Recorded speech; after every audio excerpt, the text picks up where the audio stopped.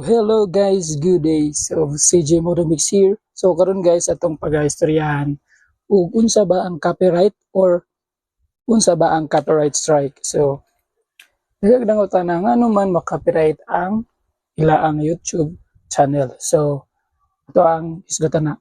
So ngano ma-copyright kay it because ang copyright muna siya usa ka restriction sa YouTube nga mogamit ka og background music or sounds nga usa pod ka copyright. So usually ma-detect na siya automatically sa computer.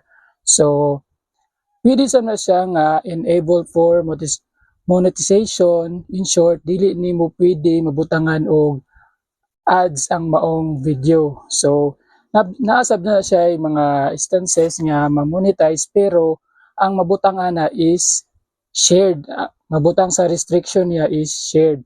It means na magtunga mo sa owner ug pila ang imo ang kitaon sa maong video nga imo gigamit ya ang sounds or ang yaang background nga music. So nanangutana, dili na ba ma-monetize ako ang YouTube channel ug daghan kong copyright?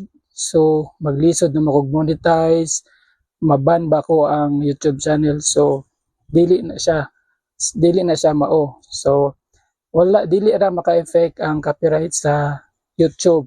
So ang maka-effect is ang gitawag nga copyright strike. So ang copyright strike unsa ba?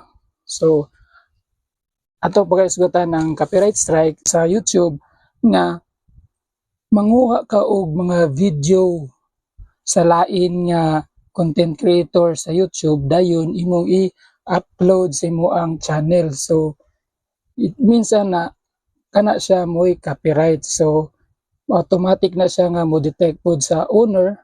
So naay duha ka option ana. So imong hangyoon ang owner nga imong ipa-delete ang imo ang video or pwede ka i-report para mawala na gyud ang imo ang YouTube channel. So katulura nga higayon nga naa kay copyright strike, mawala na din mo ang YouTube. So mao nang magbuhatag ato ang kaugalingon nga content para iwas nga mahitabo ang maong copyright strike. So mao bitaw nang gitawag og content creator kay it means magbuhat ka og original pag yung kaugalingon nga content.